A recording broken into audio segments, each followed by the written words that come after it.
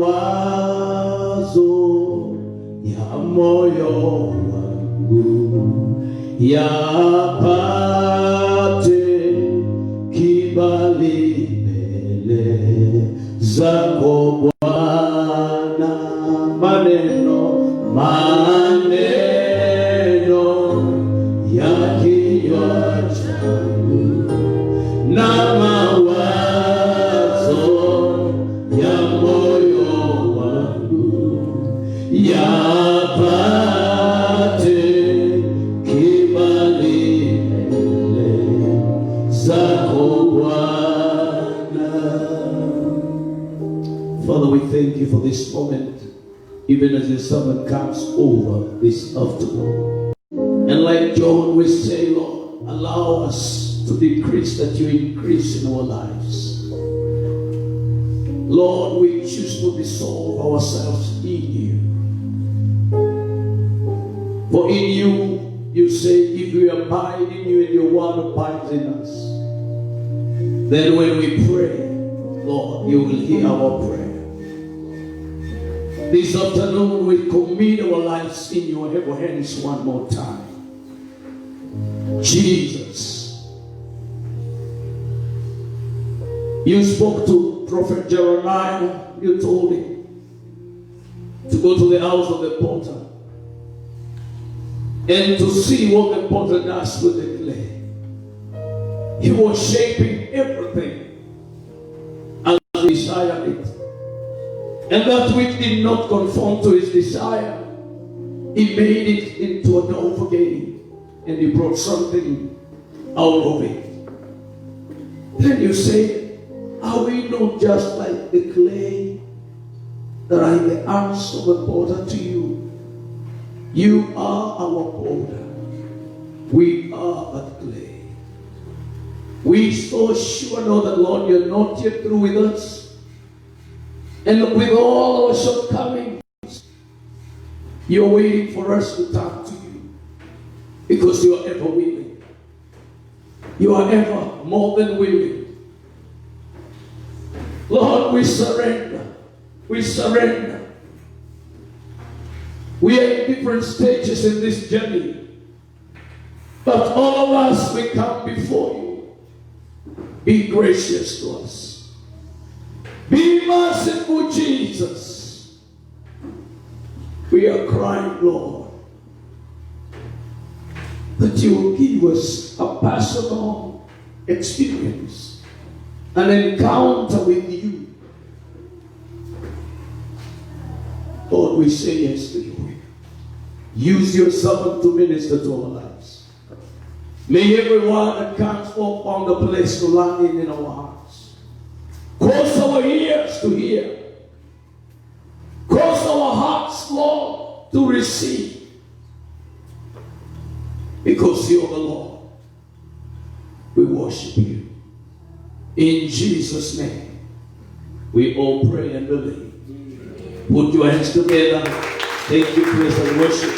God bless you. Thank you, thank you. Let's appreciate them. Let's do something with some understanding. Let's appreciate them. Let's do it better as we receive the man of God until he's here. Do something, give another shout of victory. Hallelujah. Yeah. Celebrate the name of the Lord Jesus. Hallelujah. Amen. Welcome, sir.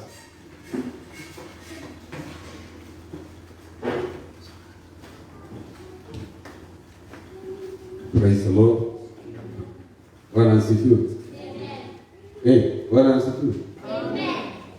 Praise the Lord. Shukuru Mungu kwamba wewe uko hai.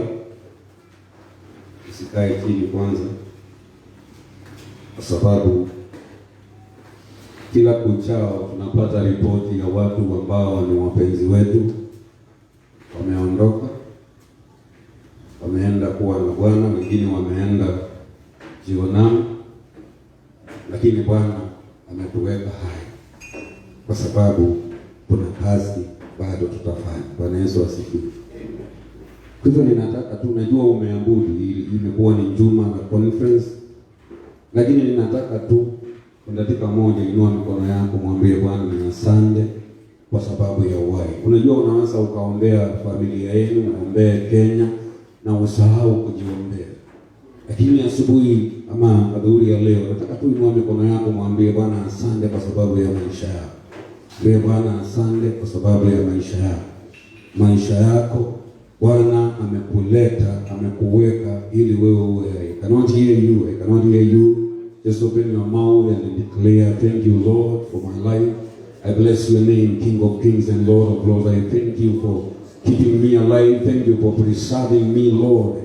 Those who have died are not bad. I'm not bad. I'm not better than them. But Lord, because King of Kings and Lord of Lords, you have preserved me for a purpose. Lord, I pray that I will not miss the purpose of my life. In the name of Jesus Christ, Son of the living God, King of Kings and Lord of Lords, I pray that by your power and by your grace, O Lord, in the name of Jesus Christ, Lord, I will, oh my Father, stick to my purpose in life in Jesus' name. And I will come, oh Lord, to rejoice later to see why you called me and why you have kept me. Lord, this year has been a very, very, very sad year for many. But Lord, you have preserved your people. You have preserved your church. So I thank you. And I honor you, King of glory and Lord of Lords, for you are great. We thank you and we honor you. Thank you for these dear ones, Lord. In Salama, I pray, my Father, in the name of Jesus, as we continue, King of glory, minister to our lives. Lord, I pray that King of glory, we will, oh my Father, receive what you have intended for us. We thank you and we honor you. In Jesus' name we pray. Amen. Amen. You may be seated.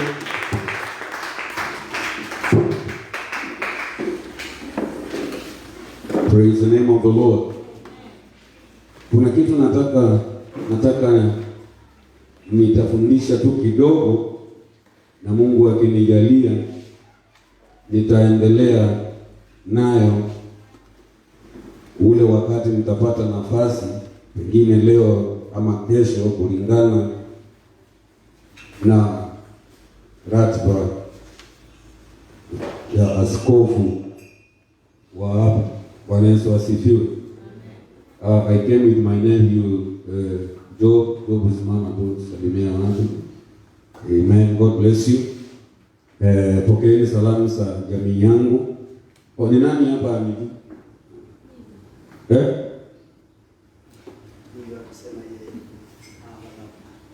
Wengi hapa tumekutana. I think I preached in this church several years. Okay, basi kwa sababu ya wale ambao wanijui, kwa majina ni Justus Makosi. Nimeoa mke mmoja wa jinsia ya kike, maana ndoa ni nyingi siku hizi, na tumebarikiwa na watoto wawili. Wale mnajua tulikuja na wao huko, na mimi ni muumini ambaye iko believing preacher. Bwana Yesu asifiwe. Na mwaka jana kuna mambo mengi yalitukia, mwaka ukija kuisha, na moyo wangu umekuwa ukisukumwa sana niambie watu wa Mungu kitu ambacho watu wengi hawataki kusema, kwamba Yesu ako karibu kurudi.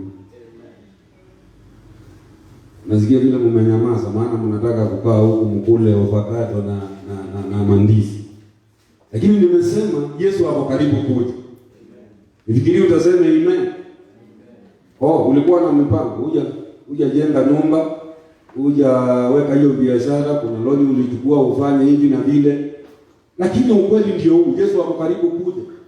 Ishara zote za kuonesha Yesu ako karibu kuja tuko nazo hapa. Unaona, kila mmoja umevalishwa bendera ya dunia. Duniani yote kila mtu amevalia hii bendera. Hii mnaita barakoa. Ni bendera ya kujitambulisha, kuonesha ya kwamba mnaweza kukumbali kutawaliwa na mtu. Hii amri ilikuwa inatoka mbali, hata sio uhuru. Ilikuwa inatoka mbali, nasema everybody in the world they must be on mask. Na tukaitikia tukakumbali, ili uoneshe you can be controlled. Najua tulikuwa tunaambia watu ulimwengu unaweza dhibitiwa na mtu mmoja akiwa tu amekaa mahali pamoja. Watu wanasema how does that one happen? Hata watu wakiambiwa mpinga Kristo atakuja kujitokeza na atawala ulimwengu, watu wanauliza how that come? Now can you believe it can happen? Wakati waliambiwa lockdown mlifunga. Wakati mliambiwa mvae barakoa mkavaa barakoa. But that is not where I'm going. My concern is, and I want you to ask your name, are you ready for the second coming of Jesus Christ? Muulize hivi. Nafikiri niliona poster, nikaona times of refreshing. Let me tell you something. Sikiliza. Chanzo cha wewe na mimi kuburudika na kuwa na manjira ya kuburudika. Haleluya. Maana hatutakaa kwenye dhiki milele. Lakini kama kuna kitu ambacho kitaleta manjira ya kuburudika, it is in the Bible. Can you read for me Acts 3:19? Acts 3:19, quickly read for me. And I want you to go slowly, hatukimbii. Afadhali tusome mstari mmoja na tumbarikiwe, twende land. Bwana asifiwe. John 3, ninajua mmesoma, but it is good to read that scripture again. John 3:19. The Bible says what? It begins by repent. Acts, nimesema John? No, Acts 3:19. Sorry, Acts 3:19. Mstari umeanza repent. And I want you, before we even go, therefore, nataka uangalie hiyo neno repent. Hiyo neno iko na maneno mawili. Hata kama ulisikia nikisema nitarudia tena. Hii neno repent iko na maneno mawili. Kuna which means return. So, kanisa kuna haja. Na ninaposema kanisa asiongee juu ya Shilo, ninaongea juu ya wewe na mimi, maana wewe ni hekalu la Roho Mtakatifu. Kuna haja wewe umrudie Mungu. Maana Biblia inasema return. So, hii neno return iko na repent iko na maneno mawili. Kuna mimi return, mrudie. Maana kutubu sio kulia na kusema nimeacha Mungu, nimeacha, ni kugeuka. Because when you return, unarudi. You return, unarudi mahali pako pa mwanzo. Hello. Angalia jirani yako, mwambie we must repent. Naona wengine atakuuliza umetenda dhambi gani? It is not necessary kwamba umeua mtu. It's not necessary kwamba umeiba. It is not necessary kwamba kuna kitu umefanya kibaya, lakini ni kurudi katika ile hali yako. Na kuna mahali kanisa tunapaswa kurudi. Bwana Yesu asifiwe sana. Kuna mahali kanisa tunapaswa kurudi. Then kuna hiyo neno repent, meaning the highest place. So we must return to our highest place. Kuna mahali. Bwana Yesu asifiwe sana. Hatuko level moja na wale watu wengine, sema amen. You are missing a place, good place to say amen. Sema amen. Amen. You say amen. Nasema hivi, hatuko kiwango moja na wale watu wengine. Nataka unisikilize kanisa ya Salama. Hatuko kiwango moja na watu wale wengine. Ni kwa nini? Biblia inasema hivi, nataka unisikilize. 1 Corinthians chapter number 5 and verse number 17. Biblia inasema ya kwamba mtu akiwa ndani ya Yesu Kristo ni kiumbe kipya. Sisi sio viumbe hivi, ni viumbe wapya. Haleluya. Sisi sio wale watu tumesaliwa kwa ngoma ya kina fulani na tunajulikana ni watu wa kushindwa. Tunajulikana ni watu wa umaskini. Mtu akiwa ndani ya Kristo ni kiumbe kipya. So our position is the newness of life. Mahali pale tunapaswa kurudi ni the newness of life. Wakati ulimwengu unalia, sisi watu wa kulia. Wakati ulimwengu unasononeka, sisi si watu wa kusononeka. Kwa sababu gani? Kuna mahali tunaenda. Biblia inasema ya kwamba mtu akiwa ndani ya Kristo ni kiumbe kipya. Tazama ya kale yamepita. Shetani anaweza nikumbusha ya kale, lakini kuna kitu ninajua. I am repenting. I am returning to my highest place. To a place of newness. Praise the name of the Lord. To a place of newness. To a place of fullness of life. But that is where we belong.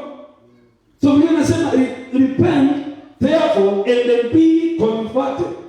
To be converted is to change, to have mental change. It is to be changed. Ni kubadilishwa.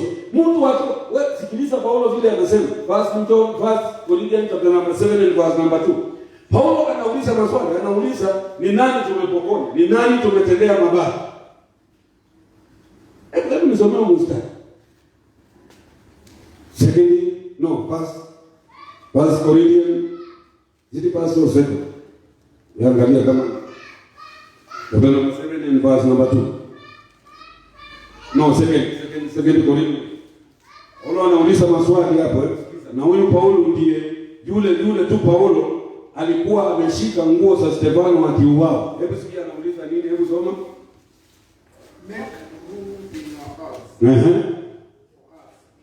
We have wronged no one. Hebu sikia Paulo anasema hajakosea mtu. Na Paulo ni yule Paulo alishika nguo za Stefano akiuawa. Huyu Paulo ni yule Paulo aliyeenda kuua Wakristo. Aliwapata wakiwa kanisani kama vile tulivyo, akawatoa nje akawaua. Lakini kwa sababu amesoma chapter number 5 and verse number 17, anaelewa ya kwamba mtu akiwa ndani ya Kristo ni kiumbe kipya. Tazama ya kale yamepita. Yeye haoni yale mambo alifanya. Hebu nikuambie, watu wengi wa Kristo wengi wamekaa. Unajua msimu huu watu wengi wameanguka. Sio kama huko kwetu kimekuwa. Hata wachungaji wetu tu waliuza viti, wakasema washirika wameanza kuwasupport, wakauza viti ya kanisa. Lakini hata ni afadhali, maana hata Yesu angekuja angeuliza pastor, watoto wako walale njaa ama ukae na viti za watu ambao watakuja kanisani. So the best option ingekuwa auze viti watoto wakule. But anyway, that is not where I am. But Paul is saying, open your hearts to us. We have wronged no one. We have corrupted no one. Na unakumbuka huyu ni Paulo aliyeenda kuomba governors apatiwe mabarua akasumbue kanisa. Lakini anasema hivyo why? Kwa sababu Biblia inasema ya kwamba repent. Amen. Repent therefore and be converted. To be converted is to be transformed, to be changed, to be renewed. So tunarudi, bila mwenzako tunarudi. Kuna mahali, sikiliza, kuna mahali kanisa ilikuwa. Na huu ndio wakati wa kanisa kurudi mahali kanisa ilikuwa. Sema amen. Kuna mahali kanisa ilikuwa. Maana kanisa ilipoanza chumba cha juu, kanisa haikuanza wazungu walipokuja. Kanisa ilianza siku ya Pentecost. Kanisa ilipoanza pale ilianza kwa nguvu. Sema amen. Kanisa ilianza kwa nguvu na kishindo wakati Roho wa Mungu alikuja juu yao. Sema amen. Sema amen. Na unajua Yesu kuna kitu aliwaambia. Sikiliza. Kanisa ikianza kabisa, kwa kuna kitu nataka kufundisha kidogo na nione. Kanisa lilipoanza na wakaanza mjadala wa kuongea, waanza kuuliza Yesu, je, huu ni wakati wako wa kuturudishia ufalme? Yesu akawaambia, sio majira, sio haijawekwa kwenu kujua wakati na majira. Lakini mstari wa 8 verse Acts of Apostles chapter number 1 verse 8 akawaambia kitu, akawaambia, but ye shall do what? Ye shall receive what? Power. When the Holy Spirit, ye shall receive what? Power when the Holy Spirit has come upon you. Na akawaambia kitu, akawaambia, you shall be my witnesses. Who is a witness? A witness is somebody who is validating a claim. A witness is somebody validating a claim. Na kanisa tumekaa, you see, kuna watu wanasema Yesu hayupo, na watu wanasema Yesu hakuja, and it is us the church to validate the claim that Jesus is the Son of God. It is us the church to validate the claim that Jesus is coming soon. Ni kweli watu watasema mlishinda mkiambiwa hivyo, hata Paulo alisema hivyo, hata Yesu mwenyewe alisema, Bwana akasema Yesu anarudi, I am coming soon. Let me tell you something. Jesus is not coming, he is coming soon. There's difference between urgent and soon. Soon means even and many years. Don't forget about one day is like 1,000 years. So Jesus is not coming urgently. Now once you come harakisha. So Jesus told them when you receive this power, you will go about validating a claim. Yule anaitwa kama witness kotini, anaulizwa, uliona pastor alifanya nini? Alimpiga ngumi, alimpiga na mkono gani? That person is validating a claim because the complainant is claiming alipigwa na pastor. So we Christians, we need to go back. Hebu nikuulize swali. Ni mara ngapi wewe unanunua mboga kwa yule mama mboga na hata hajajua umeokoka? Ni mara ngapi uko kwa kinyozi unamwambia nyoa hivi, kata hiyo kati hivi, fanya hivi, nisonge hivi, haujamwambia umeokoka? Ile kitu hata majirani wanajua kwako ni ile kusikia toka kwa jina la Yesu, wanashinda ni nini hii iliingia kwako haitokani. The church needs to repent and go back to its highest place. Return to your highest place. Praise the name of the Lord. And your man Biblia inasema ya kwamba, listen, that your sins may be blotted out, so that times of refreshing may come from the presence of Lord. Praise the name of the Lord. The only sure way for us to receive refreshing moment is when we mend our ways with God. Wakati tumeweka njia zetu sawa na Mungu, hapo ndipo tunapata nyakati za kumburudika. Haikuji kwa sababu mhubiri makosi yamekuja. Haikuji kwa sababu mhubiri mara amekuja. Haikuji kwa sababu apostle fulani amekuja. Inakuja wakati mimi na wewe tumeamua kurudi mahala pa juu petu. Na nimekuja kukuambia hivi mtu wa Mungu wa salama. Kuna mahali unapaswa kuwa na sio mahali huko. Kuna mahali mama unapaswa kuwa and that is not where you are. My brother, there is a place you are supposed to be and that's not where you are. And God is challenging the church in the last days. Let us return to our highest place. Let us repent. Because when we repent, we return. When God created man, Mungu alitaka mwanadamu awe na ushirika na yeye. Ndiyo sababu alikuwa anakuja masaa ya adhuhuri kutembelea mwanadamu. Lakini mwanadamu alipofanya dhambi akatoka mahali pake. Ndiyo sababu Genesis chapter number 3 from verse number 7 downwards, Mungu unasikia akiita Adam, anamuuliza Adam, where are you? Nafikiri Mungu hapo anamuona. Alikuwa anamuona, but Adam was not in his right position. That is why we pray, Mungu atujibu, but we pray in our wrong position. That's why we need to return there. Hello? Uangalia mwanza umwambie lazima turudi. Mwambie lazima turudi. Bwana asifiwe. Proverbs chapter number 16. That's where I want to begin. I was just saying these things because we must be ready. Proverbs chapter number 16 and verse number 1. Biblia inasema ya kwamba the preparation of the heart belongs to a man, but the answer comes from the Lord. Hallelujah.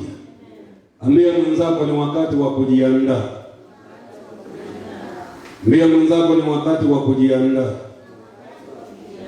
Wakati unapoondoka kwenda safari, lazima ujiandae kwa mambo mengi. Biblia inasema the preparation of the heart belongs to the man, but the answer of the tongue is from the Lord. There is the need for me and you to prepare ourselves. Kuna haja yangu mimi na wewe tujiandae kwa sababu Yesu ako karibu kuja. Mbona unataka kusema hivi? Uja toka. Wewe unasikia zile vitu watu wanafanya. Si ndio maana basi Biblia inasema ya kwamba kama hizo siku hazitafupishwa. Sasa wewe nataka uimani. Wakati mwezi wa 3 walitangaza corona, watu walienda na supermarket wakanunua tissue, wakanunua nini, wakanunua vitu, wakaweka stoko kwa nyumba. Wakagundua hii kitu waendi haraka venye walikuwa wanafikiria. Wakaanza kutafuta market ya hizo vitu walikuwa wamenunua. Wewe sikiliza yale mambo yanayoendelea saa hii ulimwenguni. Are we ready for the second coming of Jesus Christ? Tuko tayari? Maana ndio Biblia inasema ya kwamba the preparation of the heart belongs to a man. Ni mimi na wewe tujiandae. Sema amen. Wakati wewe ulijua ya kwamba leo utakuja kwa conference na utakuwa kwa praise and worship, ulijiandaa, ukaoga, ukajivalisha, ukajipaka mafuta, ukajiangalia kwa kioo, ukaondoa ule uchafu wote, ukakuja ukiwa unajua uko smart. And the time has come for the church to get ready. Can you say amen? God told the children of Israel in the book of Amos chapter number 4 and the verse number 2. Can you go there quickly? Amos chapter number 4 and the verse number 2. God told the children of Israel, because I am going to do this to you, prepare yourself to meet your God. Hallelujah. When Jesus will say, God, through Amos, God said, therefore thus I will do unto thee, O Israel, and because I will do this unto thee, prepare to meet thy God Israel. Bwana Yesu asifiwe sana. Kila wakati Mungu alipotaka kutenda jambo jipya katika kisasi fulani, Mungu aliandaa watu wake. Na watu wake aliwapa muda ili wajiandae. It is for you to prepare yourself. Usiwahi anza kuomba hata Mungu niandae Mungu. No, it is you. Tumesoma kwa maandiko yanasema the preparation of the heart belongs to who? To a man, but the hand comes from the Lord. So Mungu akaambia wana wa Israeli, mjiandae. And I have come with only one message. Church of Salama, prepare yourself. Get ready, because Jesus Christ is coming. I was not coming to tell you, get ready, we're going to be blessed with a sham. Get ready, Bwana Yesu asifiwe sana. Jiandae, Bwana Yesu asifiwe. Maana Yesu anarudi. Akirudi kabla tumejenga sawa sawa. Akirudi kama hatujajenga sawa sawa. Maana kuna mahali tunaenda. Bwana asifiwe sana. Kwani Wakristo walienda wapi? Waliokuwa wanaimba, nimeandaliwa, nimeahidiwa ufalme mwema. Ijapokuwa walikuwa wanaimba wasipoelewa ya kwamba ufalme uko wapi. But there is a place we are going which is better than here. Kuna mahali tunaenda pazuri kuliko hapa. Na lazima tukue tayari. Lazima tujiandae. We have to get ready. Praise the name of the Lord. Why? Because there is a lot of disorder. Sio kama ni huko kwetu watu wako tayari. Kanisa zilikuwa zimefungwa. Na mimi nikaanza kuuliza Mungu, kanisa zikifunguliwa tutarudi kwa zile injili utainuliwa. Ukipeleka wapi? Tutarudi kwa zile injili. Pokea, unapokea nini? Tutarudi kwa zile injili. Ninaona baraka zako ni hizi zinakuja. Haleluya. Haya, kila mtu sasa, yaani mchezo. Ninaona baraka zikuja, kila mtu sasa, simama, endesha gari yako, vuule nende kanisani. Maana ni ujinga, watu hawajaelewa Biblia. Kila mtu kanisani unaona anaguma vuula, hayapaki waka vuuli basi. Sasa nikuulize swali, unafikiri Mungu ni mjinga akubariki na ngari na hata ujui mahali license imechukuliwa? God is a God who prepares people first. Mungu ni Mungu kwanza, anaacha watu wajiandae. Hadi sio wewe ukaolewa kama moyo wako haujajiandaa kupokea wanaume na watoto. Hata ukiitiwa semina ya 10 ways to get married, hauwezi ukaolewa mpaka moyo wako huwa umejiandaa kukaa na mwanaume ambaye si binamu yako. Ati mkikosana utaenda kuita hango wakae chini wasuluhishe. No. Lazima moyo wako ukue ready. Basta tuache kuombea watu wapokee baraka za pesa. Na mtu akipata 100 hawezi akakuja kanisa. Atazurura kutoka kwa kile kioski akanunua njugu ya 10, akimaliza kula akifika kwa hiyo hapa amenunua 20, akifika pale amenunua mahindi ya kuchoma, akifika pale amekutana na avocado zimetoka na Naivasha amenunua 100 tu kumemfanya wasi. Na ikipata 1000 zinampata amepanda juu ya mtu. Lazima moyo wako ujiandae kupokea utajiri. Lazima moyo wako ujiandae kupokea vitu za Mungu. Ndio sababu ukipea mjinga pesa atajiua, lakini ukipea mtu ambaye ana hekima pesa atafanya vitu vizuri. Bwana mzuri sana. Let me surprise. Kila wakati Mungu alipotaka kufanya jambo, alipea watu muda wajiandae. Nataka kumalizia mahali because I am just laying a foundation. Kila wakati Mungu alipotaka kufanya jambo jipya. And let me tell you something. I don't know whether it's you I told you. This thing, kabla haijaishi, itaondoka na watu wengi waende mbali, wacha kukufa, waende mbali sana na Mungu. Na itawakaribisha wengine zaidi kwa Mungu, watu washangae hao watu walikuwa wapi. Because they took time to prepare themselves. Go with me in the book of Luke chapter number 1. Read for me quickly somebody. Luke chapter number 1 verse number 14, 15, 16 and 17. Quickly. This is talking about John. John was coming to prepare the way of the Lord. Because preparation is the key thing. John was coming to prepare the way for the Lord. Hallelujah. Thank you, Jesus. Luke chapter number 1. Verse number 14, 15, 16 and 17. Ukifika sura. You will have joy and gladness. Mhm. Many will rejoice at his birth. Mhm. For you will be great in the sight of the Lord. Uh-huh. You shall drink neither wine nor strong drink. Mhm. You will also be filled with the Holy Spirit, Mhm. even from his mother's womb. Amen. Verse 16. And he will turn many of the children of Israel to the Lord their God. This is the time to come to God. And we say this again. This is the time. Huu ndio wakati wetu kumgeukia Mungu. Hata ukikosa kusema amen, huu ndio wakati wa kumgeukia Mungu. Maana Yohana alikuja ili atengeneze njia ya Bwana. Alikuja atengeneze njia ya Bwana. And this is my prayer. God raised men and the women in this church who are going to get ready. God raised men and the women in this congregation who will see beyond the blessings of this earth. And they will see beyond. And they will have people get ready for a bigger thing is coming. Jesus is greater than the things we are talking about. Am I? Je, ninakataa mambo ya vitu za hapa duniani? No, ni vizuri.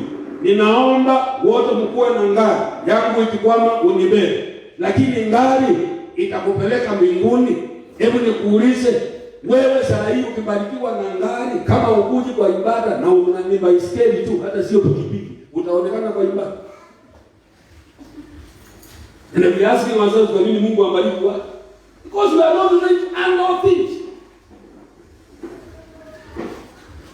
Kama Mungu tu akikuonesha maono kidogo tu ya mchungaji,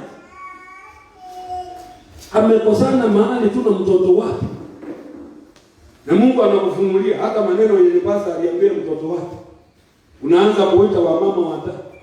Uje nimemwambia, I have been telling you, mimi ni mtu wa maombi. I was praying, hallelujah. Na Mungu akaleta pastor na msichana wao yule wa pili. Na hata alimtuna masikio na haya maneno ndio alisema. Mungu alifunga macho yako ya roho na utaona kitu kingine. Kwa sababu you are not ready to handle things. That is the truth. I can validate what I'm saying. Paulo anasema ya kwamba anajua Mungu miaka 14 iliyopita. Alikushika mbingu ya 14. Wewe alikuwa kwa Mungu ama hakuwa yeye ajabu, lakini kuna vitu alisikia ambazo sio sahihi kuambia watu. Kuna vitu unaona Pastor William rohoni si za kusema, ni za kuomba na kunyamaza. Amen. My saying we compromise no. So John was coming to prepare the way. Hallelujah. Ambia kwa sababu lazima ujiandae. Nimwambie lazima ujiandae. Aha, endelea soma mstari wa 16. Yes. power of Elijah. Listen, John the Baptist and Elijah were on similarities. Elijah was coming to repair the altar of worship and prepare Israel for worshiping the true God. What else do you say? So Elijah comes in the scene when King Ahab wanataka kuleta mambo ya uabudu wa sana. Do you know what they are saying now? Wanasema kile kitu kimewazuia Antichrist kuja in the open ni continent moja inaitwa Africa, because Africa unakunywanga bangi inaitwa ndini. So they are trying, if they can kill religion in Africa, they can succeed in what they are doing. But I thank God. God loves Africa. I thought you would say amen. When they wanted to kill Jesus, Mungu alimficha Egypt, Africa. Hata Musa alioga na maji ya Ribanani. Ribanani chanzo yake ni Lake Victoria. Hata wasomi wanasema zile mbao Nuhu alijenga safina naye alikata Kongo. I don't know how true is that, but they say because God has a place for Africa. Even siku ya Pentecost, America was not there, but Africa was there. Enda ukasome second chapter of Acts of Apostles. Enda ukasome, utaona walisikia lugha ya Mesopotamia. Mesopotamia is Africa. So lugha haijakuja na mzungu. Africa was there during the Pentecost. When Peter was telling them, we are not drunk men, but it is the promise of the Father. We were there, well represented. Nani alisaidia Yesu kubeba msalaba?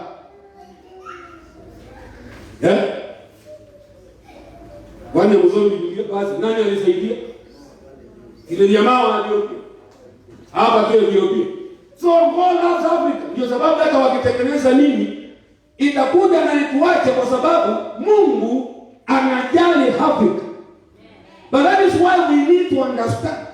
We need to get ready, because Elijah anakuja kutengeneza madhabahu ili kuwe na ibada sawa sawa. Ndio sababu aliua manabii wa bahari ili kumbaki wale watu ambao wanaabudu Mungu ukweli. And the time has come, church. We must get ready. Praise the name of the Lord. We need our hearts to be prepared to receive the things of God. But Yesu asifiwe sana. Kama mioyo yetu haiko tayari kupokea vitu vya Mungu, hautapokea vitu vya Mungu. Ndio sababu unakwasika ukikuja kanisani, maana kuna kitu unataka pastor akuambie. Najua pastor umeona haya mama. Unaombea mtu anakuuliza. Na naombea kindu unenga. Maana mkamba amezoea kupewa kitu ilisi. Hata ukiombewa lazima upewe tu maji. Umeona lazima upewe tu mafuta. Anakuuliza na pastor uombe na hakuna kitu unanipea niende na kujikimu. That is witchcraft. That is witchcraft. That is why Peter told the crippled man, silver and gold none I have, but such as I have. Peke mukita wa such. Such as I have, such. Such as I have, I give you in the name of Jesus. Arise and walk. And the man walks. Why? Because these guys were ready. They had such. Wabule mwana wena such. Lumubule wena such. Hii dunia inataka watu ambao wana such as I have. Bwana Yesu asifiwe sana.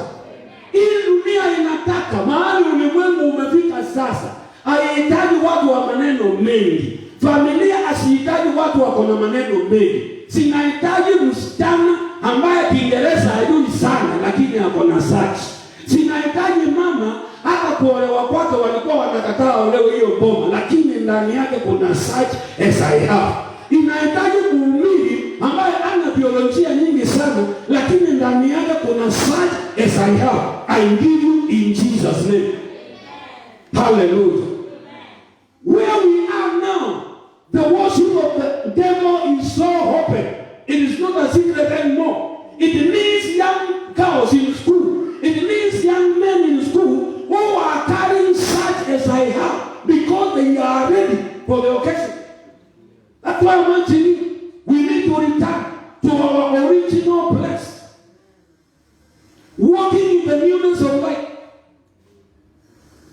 Bwana Yesu asifiwe. So Biblia inasema ya kwamba atatembea kwa roho ya Elijah akifanya nini? To turn the hearts of the fathers to the children and the disobedience to the wisdom of the just. Listen. Angeuze mioyo ya watoto kwa baba. That is called order. Mtu aseme order. Mtu aseme order. God does not bless people when they are disordered. Basi tunaweza kuweka masemina hapa kila siku tukiambia watu utabarikiwa, utainuliwa. God will take you a place. Lazima kuwe na order. Ndio sababu hata kwa mbunge unasikia order. Mungu mwenyewe alipoanza kuumba uumbaji wake hakufanya vitu holela holela, alileta order kwanza. Ndio sababu alisema uwe nuru kwanza ili kuwe na order. Mtu aseme order. When you are getting ready and preparing yourself, you are ordering your life. Mfano, Bwana Yesu asifiwe sana. Bwana asifiwe. Ili afanye nini? And the disobedience to the wisdom of the just, make ready a people prepared for the Lord. To make ready a people prepared for who? Biblia inasema nini? Si usome sura ya Biblia, inasema nini baadhi ya mambo zingine hapo Mungu? Inasema nini? Ndugu yangu hii ni Kiswahili. Hebu soma kwa Kiswahili mstari wa 17. Naye atatangulia mbele zake katika roho ya Elia na nguvu zake, ili kuigeuza mioyo ya baba iwaelekee watoto na kuatilia waasi akili za wenye haki na kumwekea Bwana tayari watu waliotengenezwa. Kuwawekea Bwana watu tayari wamefanya nini? Bwana asifiwe.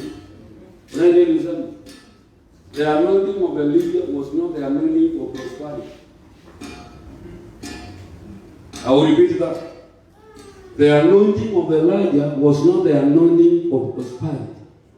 It was an anointing to bring judgment upon idolatry. Ilikuwa ni mpako wa kuleta hukumu juu ya ibada ya sanaa. And the idol worship is all rampant in the church. That is why you need to understand. And you need to know and prepare yourself. Upako wa Elijah ulikuwa unaleta hoja. Ndio sababu aliwaambia tengenezeni madhabahu.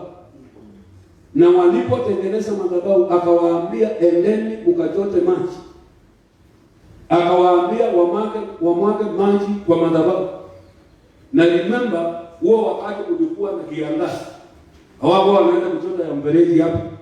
Akawaambia do it a second time. Akawaambia even at that time. Why? Because there are things he wanted to kill. So John was to walk in the spirit of Elijah ili angeuze mioyo ya watu na watu wapatikani ambao wako tayari, a people prepared for the Lord. Watu ambao wako tayari kwa Bwana. Bwana Yesu asifiwe sana.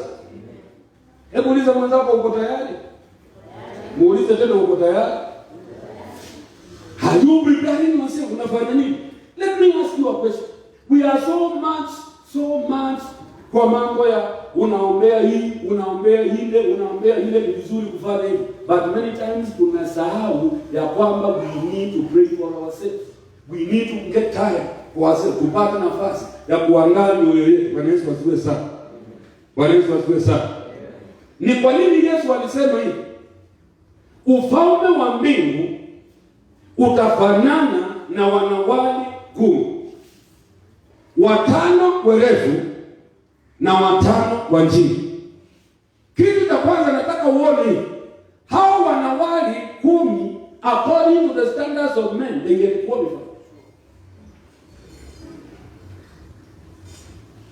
Jinsi walijua ni bikira, walijua sitaingililia niseme walitumia hii fomu, lakini kulingana na standards za watu they qualified.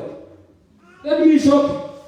Kulingana na standard za watu tunaweza kusema wewe unaenda mbinguni, lakini wewe mwenyewe unajua. Kulingana na standard za watu tunaweza kusema huyu ni mtu wa Mungu, huyu ni mama wa Mungu, huyu mwimbaji ni wa Mungu, kulingana na standard za watu. Lakini kuna hatua nyingine, ndio nasema jiandae, sema amen. Tuseme amen. Kuna hatua nyingine. Hatua ya kwanza, people qualified them. And they really qualified. They were advanced. Lakini kuna hatua ya pili. Biblia inasema walipoenda kungojea kama jinsi tunangojea, bwana harusi akachelewa, because Jesus is not coming urgently, he is coming soon. Bwana harusi akachelewa. Wote walikuwa na nguo za kungojea bwana harusi. Fundi alikuwa ni yule mmoja tu, kila mtu saizi yake ikashona, kila mtu design yake.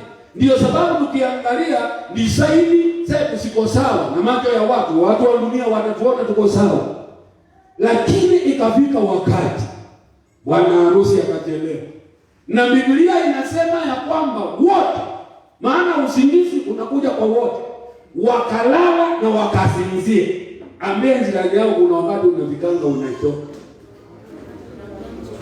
Na hapo umechoka ndio tunajua wewe ni nani. Walipolala wakasinzia na wakalala, Biblia inasema ya kwamba walikuwa wamebeba taa ili wampokee bwana harusi. 5 walikuwa na mafuta, 5 hawakuwa na mafuta. Waliposikia sasa sauti bwana harusi anakuja, Biblia inasema ya kwamba wakaamka watengeneze taa zao. Wakawasha, wakakuta mafuta imeisha. Wakasema kwa wale werevu, tungawieni. Wale werevu wakawaambia, hii si ya kungawa. Angalia mwenzako mwambie, hii si ya kungawa. Simwambie hivyo tena. Simwambie hivyo tena. Maana sisi tulio nayo ni nini? Ni communal testimony. Unajua kanisa yetu ya shida. Unajua kwetu nyumbani. Unajua it is you. Did you hear what I say? It is about you. Wewe mwenyewe ujiandae. Bwana Yesu asifiwe sana. How do you relate with your God? Wewe unaishi na Mungu wako. Tunaweza kukaa na wewe tuko sawa. Familia yetu tunaweza onekana tuko sawa, tumeokoka. Tunaweza onekana tunaenda mbinguni. Lakini bwana harusi huwa anachelewa. Alipochelewa wakalala. Walipoamka wakakuta ya kwamba taa zao haziwezi kawaka maana hawana mafuta. Waliambiwa na wale werevu, atunga we are not sharing with you because hii si ya kushiriki. Bwana asifiwe. Na Biblia inasema hivi, sikiliza. Wakaondoka. Nataka uone kitu. Hawa wanawake wale 5 wavumbavu, si kwamba hawakuwa na pesa. Wanaondoka waende wapi? Wakanunua. Kwa hivyo walikuwa na pesa. Hawakuwa wanajua mahali mafuta iko. Walienda maana walikuwa wanajua vioski za kuuza mafuta. Lakini Biblia inasema walipoondoka, bwana harusi akaingia, mlango ukafungwa, na waliporudi wakaambiwa hawaende, hawajulikani. Let me tell you something. It is not that people don't know. It is not that people don't have. They have, but they don't want to get it. Ndio sababu hutaki kuomba. Naambia basi atamuka kitu kuhusu mume wangu. Basi atamuka kitu kuhusu watoto wangu. Atamuka kitu kuhusu shamba langu. Hutaki kuomba. Ndio sababu unasema nikumbukeni kwa maombi. Na tukikutana, mbona hukuja fellowship? Nilikuwa na nyinyi rohoni. Wacha kutuma roho zako, lete mwili. Ule wakati mwingine hapa nilikwambia na nitarudia, lete mwili, wacha kutuma roho. Roho itatusumbua. Lete mwili, ambia jirani yako lete mwili. Wacha kutuambia ulikuwa na sisi rohoni kwa semina, lete mwili hapa usikie, uone makosi yanasema nini, uone Malo anasema nini, uone Pastor Daudi anasema nini, uone waimbaji wanafanya nini. Biblia inasema mlango ukafungwa. na wakaambiwa hawaingii. They had qualified by the standards of men. They had money. They knew where to buy the oil, but they were not ready. That is the tragedy with the church. Tumekaa mchezo. Tunaona tu kuna wakati mwingine we are not ready. Ndio sababu Mungu alipotaka kuharibu dunia aliambia Nuhu, tengeneza safina. Na Nuhu akachukua wakati akatengeneza safina. Wasa Daudi niambia, ni Bishop Mungana anaweza kuhubiri 100 years the same message. God will destroy the earth with water. Every day 100 years. Washirika wataenda waseme ana upako, ana ufunuo. Lakini Nuhu 100 years. Geuzeni nyoyo, Mungu ataharibu nchi na maji. Watu wanaulizana na hawajaona mvua, huyu mtu anaongea nini? Lakini he kept on preparing himself. Engineers wake wakainvest, wakajenga mangorofa. Nuhu akainvesti kwa kitu ambao haijaonekana, mbao. Kitu kinakaa kinjinga safina. Kitu ambacho kieleweki, akainvest. Lakini he was preparing to save his soul and the souls of the family. I want to challenge you in Jesus' name. Continue preparing yourself. Don't worry what people are saying. Let them build what they are building. They are building which can perish, but we are building which is eternal. Can you shout hallelujah? Can you shout hallelujah? Unaweza onekana wewe kama ni mjinga wakati unakuja kwa maombi. Yaani wewe tu kiatu ni kile, linda ni ile, lakini unasema Mungu tu, Mungu nikumbuke tu na jamii yangu. Watu wanasema wewe ni mjinga. Wao wanainvest, wanasema huyu tulikuwa tunasoma na yeye. Hakuna kitu wanaonyeshana. Wakati wao unafika vitu vijaribiwa. Which was well prepared and which was not prepared. Wakati vitu vilijaribiwa, vyao vingine vyote vilienda na maji. Ya Nuhu tu ndio ilibaki. Na mimi ninaomba hivi, Mungu akusaidie wewe na mimi tuwe tayari, tuandae mioyo yetu. Wacha watu waongee, waseme sisi ni wajinga. Basi Daudi already called me in Machokos. Akaniambia hata nimegundua hii corona imenisaidia, sitarudi kanisani tena. Kwa sababu sasa ninaweza ingia kwa mtandao nione ni nani anahubiri, nimsikilize. Na nikimaliza kusikiliza na mtumia sadaka na ninaenda kwa kazi sana. Na ni kwa kweli ya kurudi kanisani tumemzika. Because what you confess is what you possess. But wewe endelea, ambia mwenzako endelea. Endelea kujiandaa. Umesikia vile Mungu ameambia wana Israeli, Amos chapter number 4 verse number 12, si umesoma? Because I will do this to you, prepare yourself to meet your God. I am asking you, child, get ready. Can you say amen? Get ready, jiandae, andaa moyo wako, chukua wakati, kaa chini, wachana na mambo mengi, kaa chini, jihoji mwenyewe, jiulize maswali, ninakaaje na mume wangu, ninakaaje na watoto wangu, ninakaaje na wale tunasoma na wao, ninakaaje na majirani. Je, tarumbeta ikilia sasa, je, nitakuwa mmoja wa kunyakuliwa ama niko tayari tu niambiwe utapata ploti, ninaona ploti, utapelekana nazo wapi? Nilikuwa naongea basi hapa. Wanaume za zingine Mungu atusaidie. Unajenga nyumba ya ghorofa. Juu ni 8 bedrooms, chini ni 12 bedrooms. Na unasahau ya kwamba utambaki wewe na mke wako wawili vile mlikutana. Wewe mlikutana kwa kefu ama mlikutania kuruseni. Tu vile mlikutana wawili, mtambaki. Watoto wasichana wataolewa, vijana wakaoa wajenge mahali pengine. Utakuwa miguu wewe ukapanga kwa ghorofa. Utapeleka hiyo nyumba wapi? Nilikutana na mama my friend, anakomboa kanyumba kwa singu room na hapo na nyumba ghorofa Lunda, lakini anakomboa kanyumba kadogo maana miguu inakataa yeye kupanga kwa ghorofa. Why? We prepare so much. Am I saying we sleep carelessly? No. Prepare yourself. Can I tell you something? Prepare yourself as you are going to live here permanently, but live as though Jesus is coming tomorrow. You didn't hear what I said. Prepare yourself if you are going to live here permanently, but live as though Jesus is coming tomorrow. Can you say amen? So I challenge you in Jesus' name. Lazima uanze kujiandaa. Weka moyo wako tayari, kwa sababu Yesu anarudi kuchukua kanisa. Hatarudi kuangalia sina vitu tumefanya. Atarudi kuchukua kanisa, na kanisa lake lazima likuwa tayari. Maana Biblia inasema Yohana ataenda kwa roho ya Elijah ili angeushe mioyo ya watoto kwa Baba, aandae watu ambao wako tayari kwa Bwana. Amen. Aandae watu wako tayari.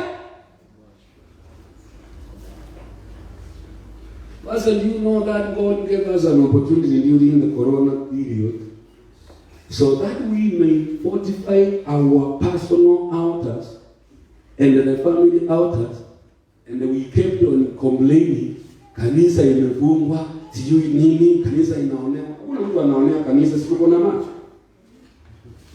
ya mwili na ya roho. We know what is happening. Wale tu ambao hawaelewi ndio hawajui, tunajua ni nini kinaendelea. So kanisa haiko fungu ama yako ilifungu. Bali kanisa ni hii mje. God gave us an opportunity to draw near to him.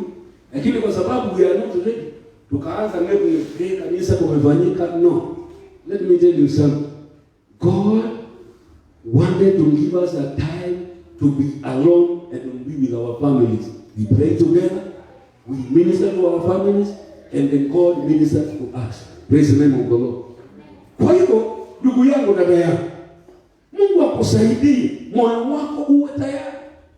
Amen. Tukiachana hapa na usikie yule mhubiri alikuwa anaongea hapa hayupo tena. Useme sijui huyo ameenda wapi. Unasikia kwa mfano na tunasema hadi malawa yeye mbili. Aende mahali alijichagulia. Na ni kweli kuna mahali alichagua. But you can be ready. Bana sio sasa. Amen. Enoch was so ready mpaka Mungu akaona hii jamaa haiwezi kuendelea kukaa hapa duniani. Akamnyakua. Sema amen. Noah was already in the midst of a crooked generation like we are in. Mpaka akapata kimbali. Your readiness gives you favor with God. Your preparedness gives you favor with God. Mungu akiona uko tayari. It is the same reason. Wasichana walikuwa kanisa. Unaambia ukati. Bikira atachukua mimba na atamsa. Wamama wakasema, hata wakaenda wakaambia na mbindi zao. Hiyo unabii ulisikia kanisani kaletea hiyo ni yako. Vile nakuonanga wewe una maneno mengi. Hata si wewe kupata siku moja umesimama na kijana. Lakini ndani ya moyo wakaletea kukuwa na nafasi. Ni msichana mmoja tu anaitwa Maria. Hata mama yake hakumuongelesha, lakini akapata kimbali akazaa Yesu. Why? Her heart was ready for God. Is your heart ready for God? Me, what I'm telling people in these last days, open your heart, not to receive anything else, but only God. My brother, don't carry many things. Carry God. And when you carry God, every other thing you are carrying it. You didn't hear what I said. Nimesema hivi, beba Mungu. Ukibeba Mungu, kile kitu kingine chote uko nacho. Maana Mungu ni mfalme wa mafalme. Sasa ukimbeba, si umebeba ufalme wote, umebeba authority, umebeba everything. So, desire, as we close this year, desire one thing. In the end, we turn to 2021. Desire one thing, that I may carry God. Mimi tu nimbebe Mungu, sitaki kubeba vitu zingine. Kisema amen. Wengine umepanga sio sababu chakula ni mbaya. Maana umebeba ango, umebeba andi, umebeba njirani. Umebeba nini? Umebeba basi. Sasa kuna siku aliongea na akaniangalia sana hivi. Ni nini alikuwa anasema? Sasa tutasema nani? Hatukutuma tuseme miti, tulituma tuhubirie watu. Lazima nikuangalie na niseme, sio sema hivi. So, carry God. Tell neighbor, carry God. Beba Mungu, beba Mungu. Watu watu wa zamani walibeba Mungu. Ndio sababu ukiwasikiliza walikuwa wanasema mero mako ni mamoni mutangi Yesu. Ndio sababu nilisikia wakisema pepo usione ka ziulua manda wa kiku. Why? They were seeing far because they were carrying God. We may call it a religion, but it is better than implement and job for yes. They could say pepo usione ka. Hallelujah.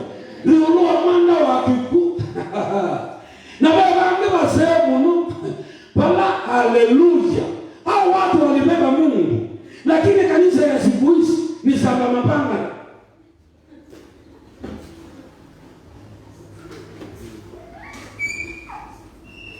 Oh, no, say, again, we said the boot of God is a Christian. Carrying God. Hallelujah. Nasema beba Mungu. Hallelujah. Andaa moyo wako. Na nashukuru Mungu. Yesu, hallelujah. Yesu aliuliza wanafunzi wake hivi nikimalizia.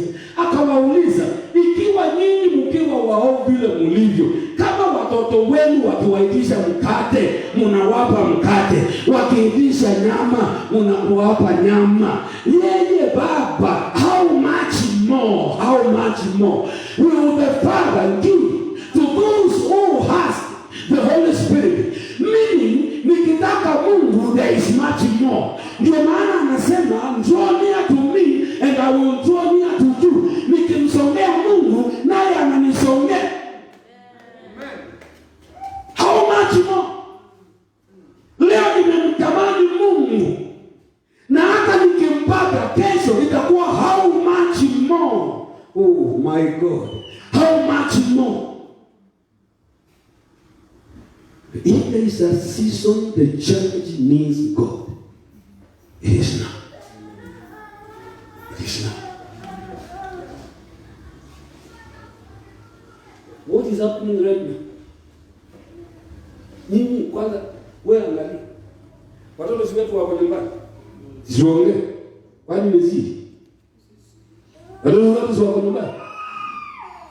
Juzi simuona watoto 44 wanashika Westland.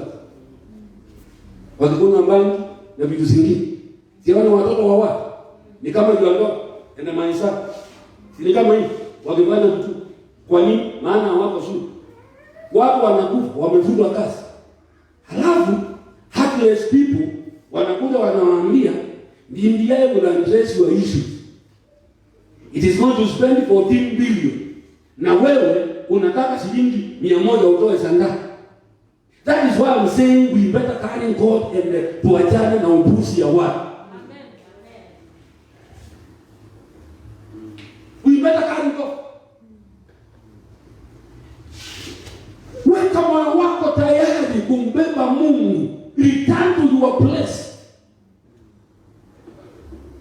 Kama kuna wakati wa kulilia Mungu na kumwambia Mungu, mimi ninataka nikae na wewe, nataka kutembea na wewe, ni sasa.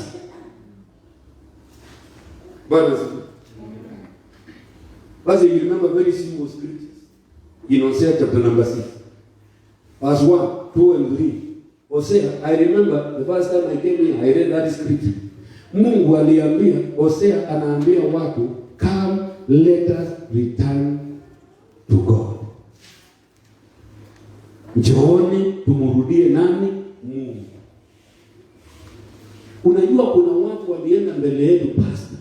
Ndio maana Biblia inasema tusimame kwenye njia panda, tuulize njia za zamani.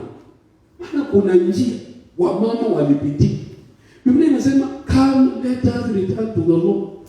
Biblia inasema ya kwamba he has wounded us, he has torn us, he will heal us, he will bind up our wounds, and on the second day he will revive us, and on the third day he will raise us that we may live with him, meaning he will put us in his presence. Tunakaa katika uwepo wake.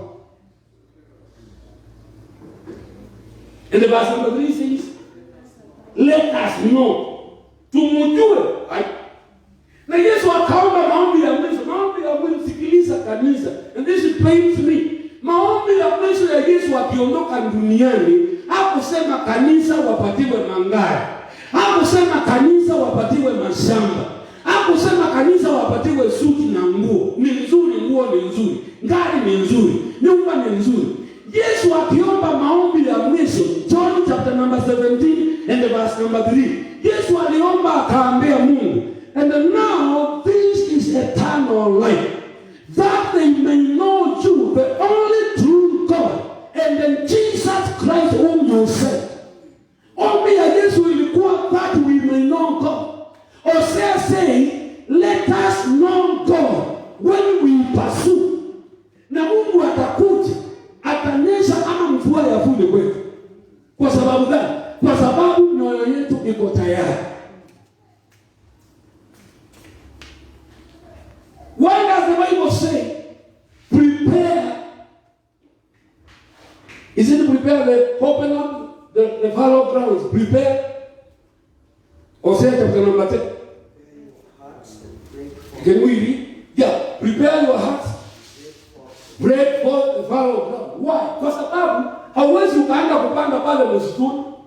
Lazima uandae shamba. Haleluya. Hosea chapter number 10.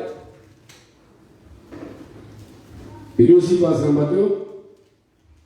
If not, that one. Sow for yourselves righteousness. Mm-hmm. Live in mercy.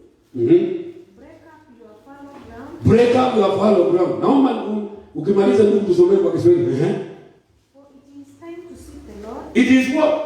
Time to seek the Lord. Mbona ni mwe bibi? It is what? Time to seek. It is time. Till he comes and rains righteousness on you.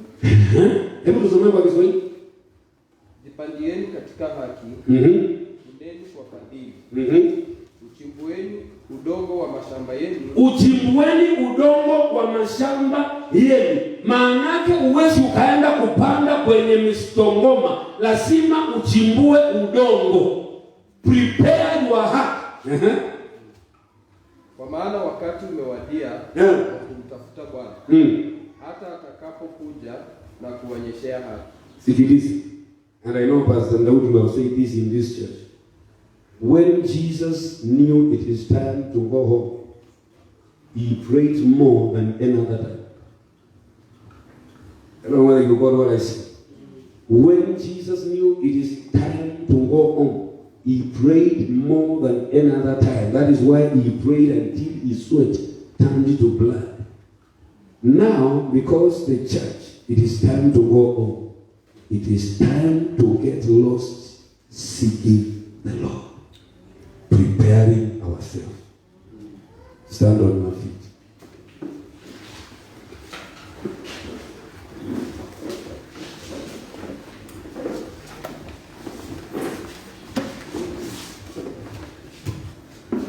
The Bible says the preparation of the heart belongs to a man, but the answer is from the Lord. I want you to lift up your hands. Thank you, Jesus.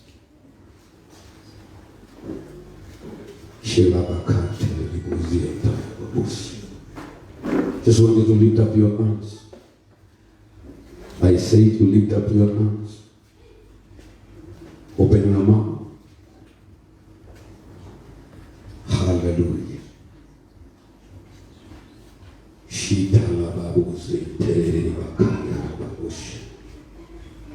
Open your mouth. Speak to your Father. Repent of anything. Return to Him.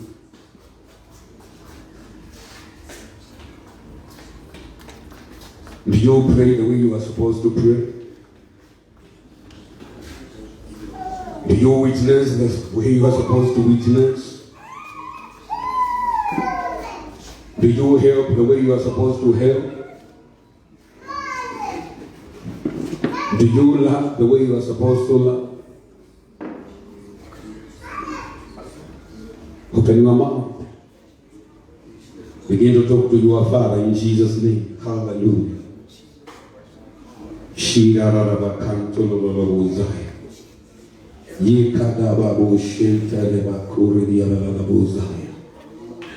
Lord, Lord, God Almighty, we are coming back to you, Lord. Like the prodigal son, we are coming back to you.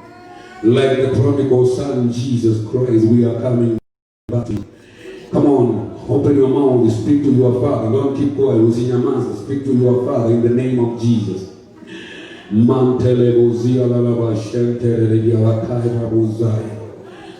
God Almighty, in the name of Jesus Christ, this is the time for the church to seek your face. This is the time for the church to get ready. Lord, I pray. Lord, I pray in the name of Jesus Christ. Lord, help me. Help me. I want to be ready.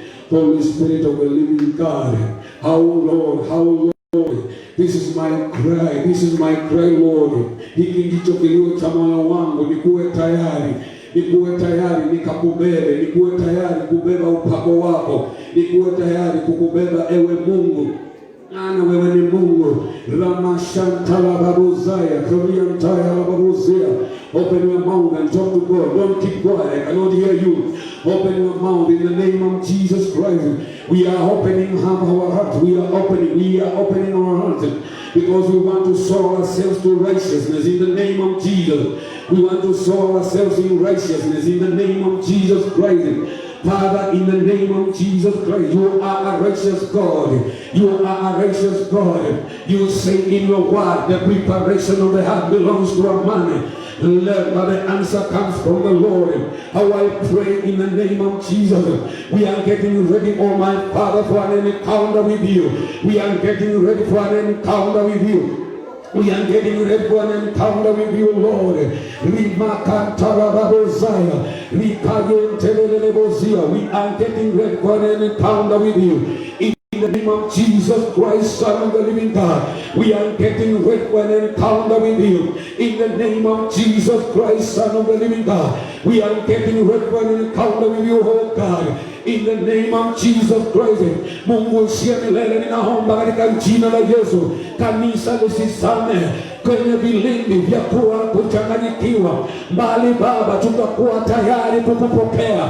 Tutakuwa tayari Mfalme, tutakuwa tayari Jehova, tutakuwa tayari kukubeba, maana Mungu unataka tukujue na tukufahamu, katika jina la Yesu Kristo, katika jina la Yesu Kristo. Mungu usiye milele, hii ndio ombi letu, hiki ndicho kilio chetu, ya kwamba tukuwe tayari Bwana, tukuwe tayari katika jina la Yesu, tukuwe tayari Mfalme.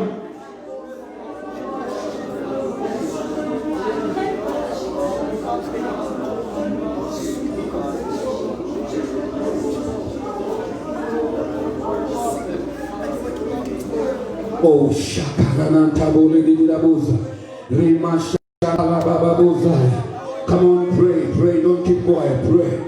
Lift up your voice and cry unto the Lord. Lift up your voice and cry unto the Lord. Cry unto the Lord concerning your life. Cry unto the Lord. Jesus told you, the women, let them cry because of their sons and themselves. Cry unto the Lord in the name of Jesus Christ. Mulilie Bwana, muite Bwana kwa sababu yako, kwa sababu ya maisha yako ya kuwe na utayari, maisha yako ya kuwe na utayari katika jina la Yesu. Kuwa tayari, because you need an encounter with the Lord. You need an encounter with the Lord.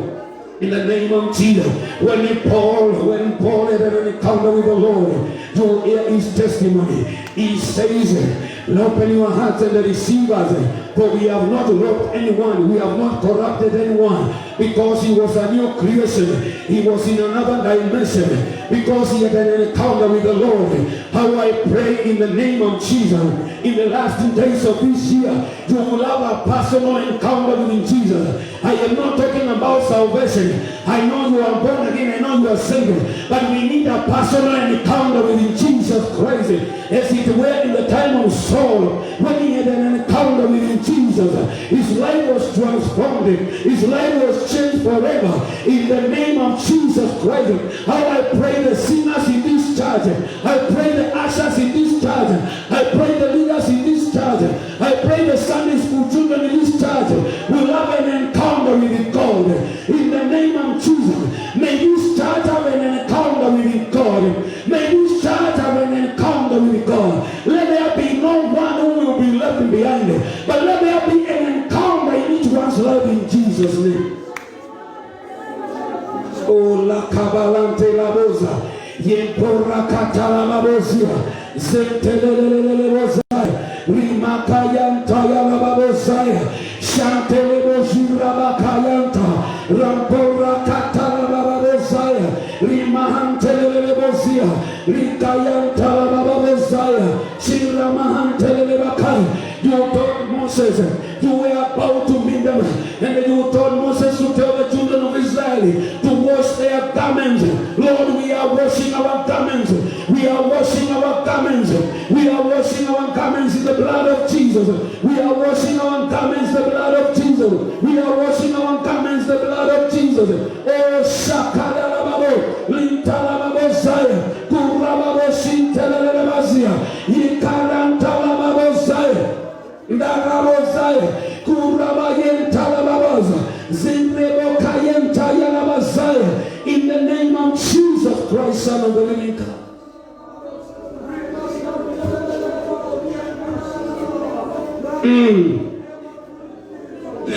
Get ready for an encounter with God. Get ready for an encounter with the King of Kings. Get ready for an encounter with God. Oh, Sharabakayentalabosia. Open your mouth and worship Him. Don't keep quiet.